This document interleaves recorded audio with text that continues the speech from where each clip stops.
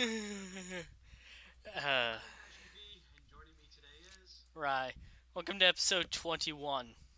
Uh, this week we got sharks.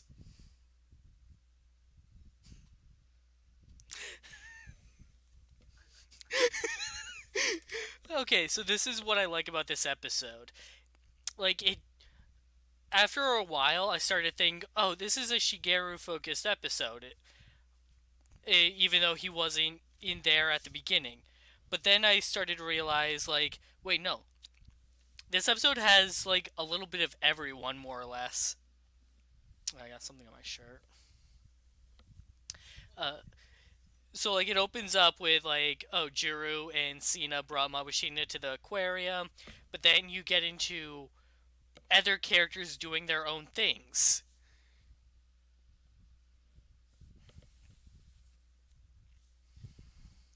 The series does this very, very well, where it gives time to the other characters, which in a lot of Sentai tends to not work out as well. A lot of the Sentais focus on the characters that are getting focused on development for that episode, almost to the point of forgetting that the others exist, except for when it's time to do the fight or come up with the big problem-solving thing. Right. Like this series has done well to focus on the majority of the people. I think the only person he didn't really get shafted is Tomitano. Right, in this episode in particular. Usually these episodes will like focus on pick two characters to focus on and rarely only focus on one. Uh and so I'm not really that concerned about Tamitono getting shafted in this one because he was the lucky one that got an entire episode to get dedicated to him. Right. Like, and this is the point where, like, Sentai kind of lost track of when they were trying to do the let's have larger teams. Oh, Key Ranger had such potential. It did. And Key Ranger itself, it wasn't bad. It was characters got shafted Right. because they weren't focused on. And the issue I had there is it wasn't the extra characters, it was the main team. Right. And like you could just point to half the team and be like there's no need for them to become a key ranger. Like Raptor didn't need to be a key ranger. Sho Rampo didn't need to be a key ranger. Balance didn't need to be a key ranger. No, but it was fun that it was. It was fun that he was, but it would have. It was like it was more their dynamic than the fact that he was a Q Ranger. That was important. But like it could have still been established with that if he wasn't a key ranger, but he was supporting Naga, who was. Right. Like there's multiple characters in there that really did get shafted through character development and just lack of focus. And Loop had fixed it with a smaller team, albeit 7 people, but the focus was there for each of the characters, and they did a good job of being able to split between the characters that they want to focus on because there was 2 teams. And the way it handled the relationships in the teams themselves versus cross team, both in and out of suit. Right, like Loopat is a masterclass on how to Do do a team-based show and have it set with the dynamics and everything else that show had. It was perfection. Rita Soldier was fantastic in the aspect of it could focus on characters. It could also focus on a couple of the mechs because some of them did have personalities and all that. And then that's Striving Towards Your Goals. Like, and this is a show that can be really, and now we have a show that's 100% parody, doing just as fantastic. And apparently, I have almost no volume. oh shoot, you don't? Apparently not. So I just got a message from Pixie. Okay. Try speaking again. Okay, so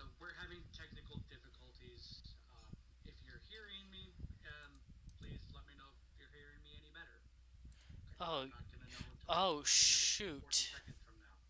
You're not coming through like you should be.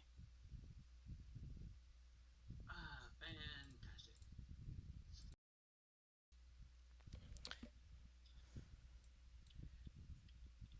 It's trying to capture you through my mic rather than through the headset. Fun.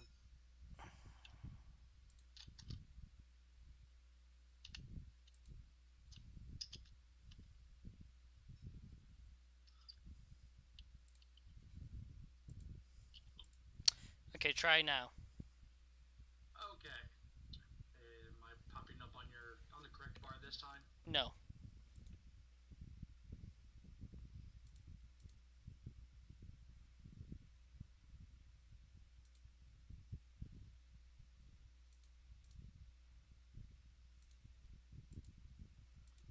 That Okay. explains why I've been getting There it goes. quieter every There we episode. go.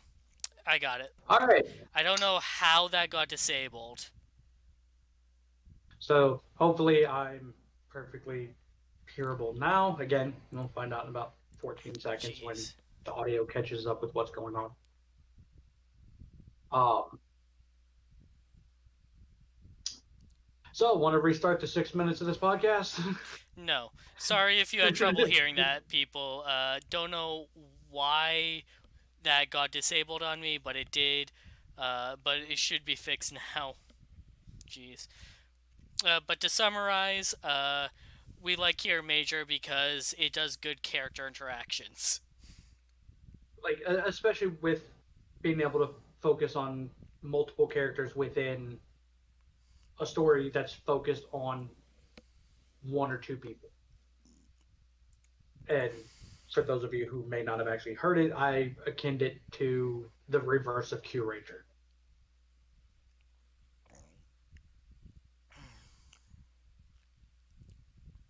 And yes, we're good now. Alright.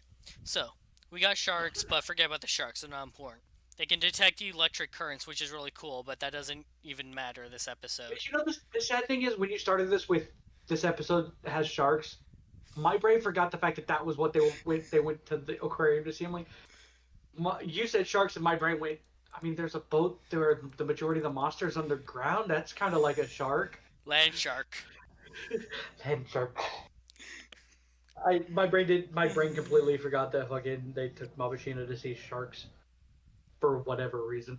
Also, when did she stop hiding herself I don't out in know. public? I don't know. I think the writer was just like, we don't need to keep doing this.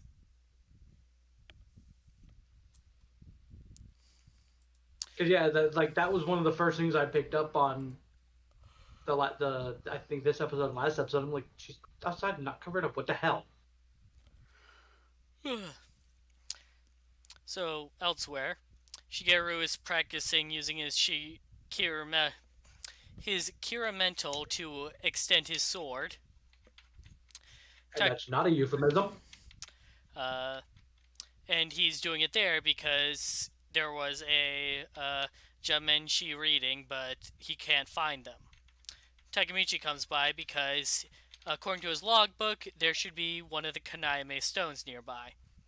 However, they find where it was buried, and it has already been dug up. How did he miss the hole? He was standing on the other side of the road. Let me reiterate. Shigeru went there because they had a faint reading of a Jimenshi. Did he just literally get to that one spot and go, "There's nothing here. I don't Let's know, practice like swordplay"? they. Wouldn't you? In logic, say, wouldn't you patrol? He would have stumbled across that naturally well before Takemichi showed up. Long before he decided, I'm gonna play with my sword. I mean, maybe Shigeru was at the end of his investigation, like at the end of the reach as far as he was looking for, I mean, it's and the hole possible. was just another 10 feet away. So, anyways, a couple people at a shrine nearby get sucked up into the sky. Yeah. God's pissed this episode. Uh, Jesus uh, Christ, Pixie. what? So Pixie's listening along, and uh, when we got to the whole sword comments, she said phrasing, and then she said some guys never find the hole. God damn it, Pixie.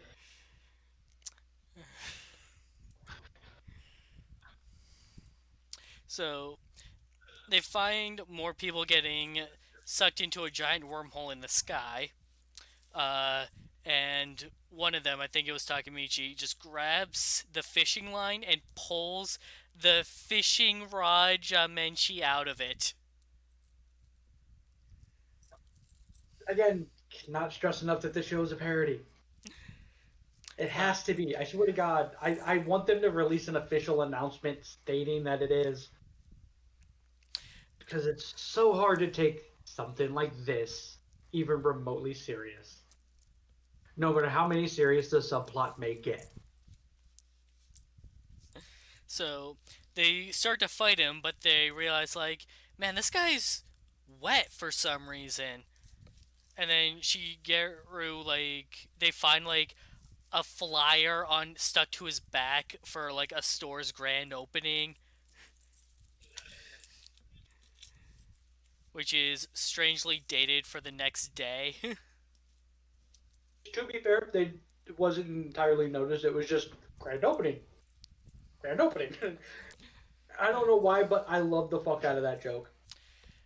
And then Takamichi realizes, like, oh shoot, this is Jamenchi is the one who took the Kanayame stone. And then he pieces out through the wormhole again.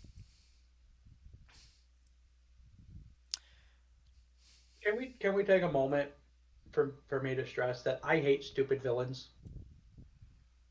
And I don't mean villains who like they have like I don't mind villains have that they have dumb plans. That's inevitable. I mean the ones that are dumb Like, dumb in in the what aspect way? of he had no reason to pull the stone out. None whatsoever. Some people just like to have a conversation. Your whole point is to fucking take over the world. Okay, I, so I used to agree with you of like, why would the villains say their plans? But then it occurred to me, because otherwise it's boring if they don't. which I get. But I mean, they could have done this episode, had them whoop the monster's ass, and have the stone fall out of his pocket, as and then them go, oh, so that's how he was doing it. Now it makes sense. Like Yeah, it was unnecessary for them to do the whole look what I've got. sure. I guess they could have I done get that, it. but eh. I get it, and I understand why it happens because, like you said, otherwise it's boring. Get it? It's just that was just something that stuck in my head. I'm like, you had no reason to pull it out. I don't even think they necessarily understand what a Kanayame stone is, but as soon as it got said, he pulled it out. I just went, huh, interesting. At most, they could have he could have padded his little container as a nod to the audience. I don't know. Small nitpick gripe that I have, and I have it with anything. It doesn't matter if it's Toku or not. So back at the base, more bad news strikes as the Yodam symbol appears on Mabushina. She asks what it's about, but everyone is unsure how to tell her. So Mashin Fire does it. And Which, he, honestly, fantastic that he did. But I also do like the fact that Shigeru also stepped up to do it before Machine Fire cut him off. he tells a story about how they went to fight the Water Witch, putting curses on Crystalia. And they brought the Aqua Kirame Stone with them, which can dispel curses.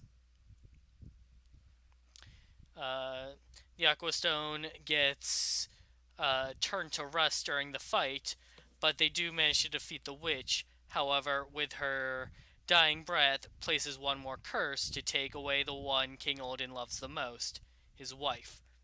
And unfortunately, that curse has now passed on to Mabushina, and she now has 7 days. I will admit I did like watching this. Watching the king and um his wife kick ass was fantastic. And also, a little more seeing Takemichi in action before, proof that he was a Kiramager before, you know, anytime All recently. of this, yeah. Which again explains his personality at the beginning of the show of the fuck it, I'm gonna do it myself. Because he had to been. So like it things line up when they do stuff like this and it's great.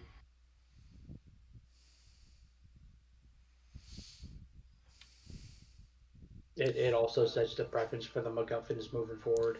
What what went wrong during the fight was that the witch was temporarily aided by her own sister, who then pieces out. So So, hey, guess who we're gonna see yeah, eventually? guess who's the official female general of the Jotunheim army? You know what I'm looking forward to, and I've thought about this with Sentai over the years. One, I'm looking for a team. I'm waiting for a team where there's on the standard, set of five Hmm. that, especially here lately, that there's more than two females. Yeah, it's been I a kind of want to long see that time. shift where it's two males and three female. Kyuranger had 12 of the fuckers and still only two girls. Right. I also want a villain team to have more than the token female. Oh, have you seen Kaku Ranger? I've started it Okay, so they because it's have. on because Shout has it for VRV Factory or VRV. Yeah, they're later on. There's going to be a female Kunoichi team that acts as like an evil Sentai team.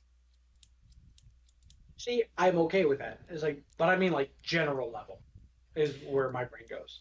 Right. Which we've every Sentai that I've ever watched, we've only ever had the one, Well, we finally got the male green or the female green I've been wanting, so now I want a male pink. and I want a true female red, not a female red for 2 episodes. Princess Shinken Red doesn't do it for you. No, no, no, she doesn't. Yeah.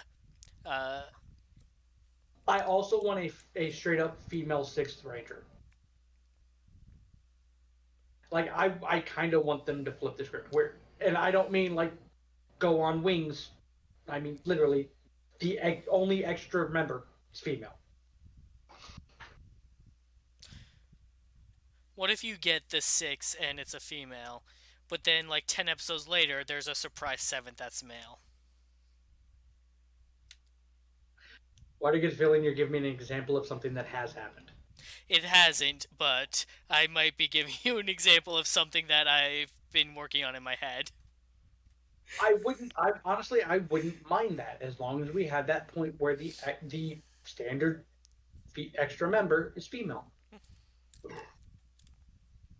It's the go on issue is is what irritated me when they did do that, and then it came with the Duke too. I'm like, yeah, you're doing something different, but I feel it would have been better by itself. Though to be fair, the go on to your cast is kind of fantastic, It is. as is especially the dynamic between wings. So I can't necessarily complain too much there. But yeah, you're right. It's been a long time since we've had a team with two female members in the core five. Like, Yeah, it really has been.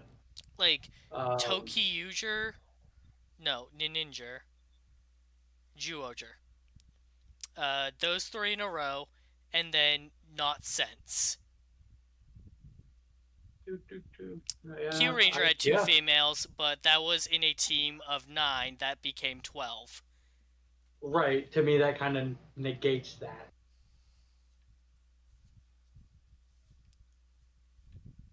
And to be fair, it was only green to start with. Pink got her powers later on. Exactly why I didn't count it. Um, 'Cause if you look at the typical core five, Pink wasn't in there. yeah. Technically, Loop had two females in the team, But it but was two different it was one on teams each team. that had one Right, each. right. You That one's can't more of count a, them as one team because they're not. but you can in the overall aspect of the main Of cast the show, of the yes. show standard. Yeah. Out of the main ones that were there before the introduction of Noelle, yes, there were two females on the Lupin Ranger team or Lupat team. Um, but yeah, Kyoyo Ryuger only had one until what was it, purple? Yes. And then it had three by the at the very last episode. Right. Go Busters only had one. Go Kaiser had two. Uh, Go Sager had two. Shinkenger had Shinkenger two. had Yeah, two. yeah, Uh, two. Yeah, like Gowanger it. had two once you got your seventh. Geki Ranger Geki only had Ranger one. had one, two if you count when Melee joins. When they start working with those two. But Bokinger had two. I mean, this we've had more two than we have one since 2004. In fairness, yeah, since 2004. I'm not gonna go through and count all 46 Sentai, but and for the most part, yeah, it was a lot of. It primarily it's one or two. like all that matters is recent years, and in the past 3 years, female team members have been lacking Yes, until this team. Like now we got two female Sentai team members again. and neither one of them are token. Like that. That's the other thing that irritates me is the few times where it's like, oh, but we have to have a female, so they're gonna do all the girly stuff. I'm the female. Though to be fair, Gokaiger's made sense for Pink. She was a literal fucking princess.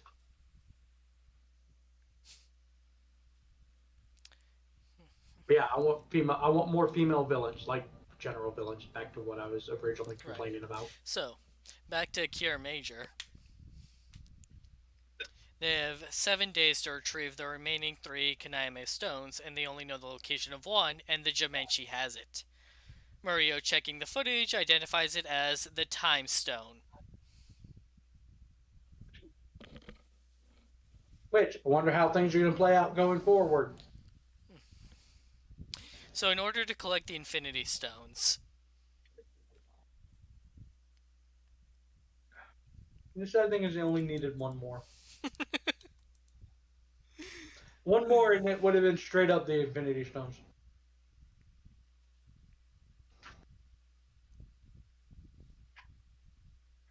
uh, so they spend some time going out into the city trying to find where the Jamenchi is.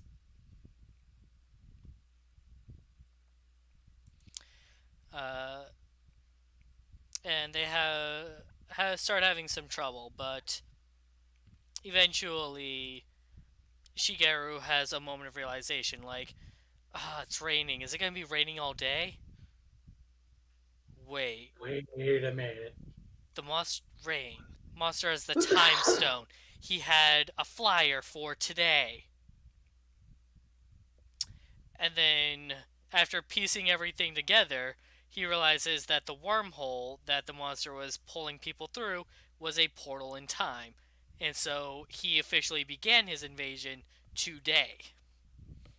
That show, like the way they did that was fantastic. And so, And I have a question because I what's want to up? make sure. I'm hoping I'm not the only one. During this whole scene of him piecing everything together, did you at any point think of Blue Decker or Deca Blue? No. I did, especially when he's just sitting there, kind of, Which, in that pose as he was doing. I'm like, all I can think of is, good God, this is Deca Blue. given his helmet, it's appropriate.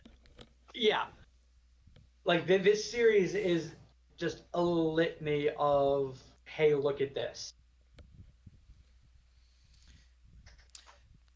So, finding the store from the flyer, they are able to greet the Jamenchi when he jumps back through the wormhole after fighting them. And even the monster's just like, I just got rid of you and now here you are again. I fucking love that. Just the way he went. Oh, God damn it, you're here too. It was great.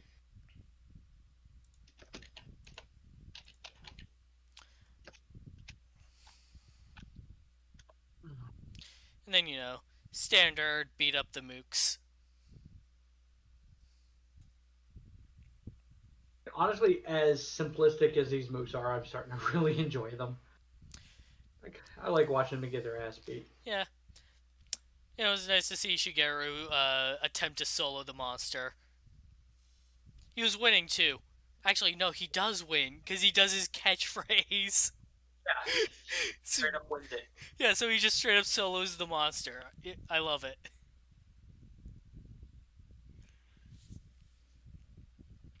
Uh, and so Tarantula, really mad about all this, sends down Land Shark. Yeah, don't vote on it, Uh, it's just a Jumenju with a boat on its head, and he like bashes through the earth. So the five core team jump in their mech to go fight him, while Takamichi rushes the second Kaname stone back to Mabushina. Tarantula refers to this new Jumenju as the strongest of all of them, though. And its power shows as the team is having trouble fighting it and is losing. When Takamichi does get back to the base, Mabushina scolds him for ignoring the rest of the city to focus solely on her. He should be trying to protect everyone. like this is fantastic because it shows, again, characters fitting the personalities that we have come to expect them to show. Mabushina very much going, no, this is not what I meant, you idiot.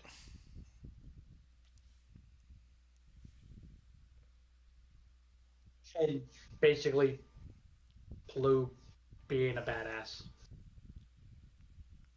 I have no other words for it. It's him being a badass. Yeah. Yeah. So the episode ends with the Kiramagers losing the fight, the town is getting destroyed, and Takamichi realizing he's being a little stupid.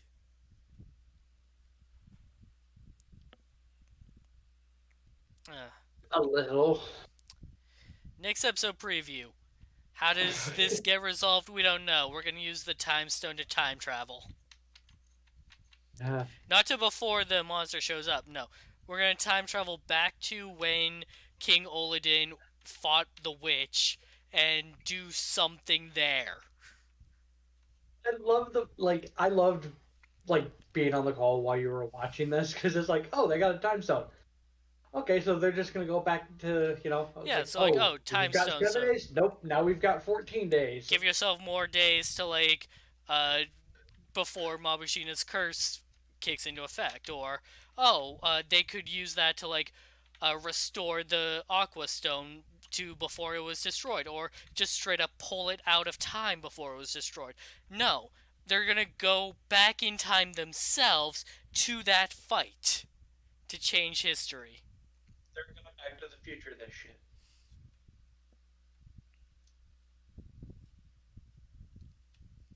Like listening to that realization of it going, oh, okay, okay, okay. Why? It Why was though? great. Because the series like this can do it and get away with it. Yeah. I mean, you do remember the last, the altogether mech we got, right? Where it was literally just them glued back to back. So, look forward to a new toy sale next week. With whatever the hell Aqua turns into. Thanks for joining us tonight, everybody. We'll be back tomorrow for the finale of Kamen Rider Zero One. Thanks for joining. We'll see you next time. Thank you all for joining. We'll be back for that amazingly depressing show. And we'll be back next week with more Kiramager. Enjoy your Jolly Ranchers, folks.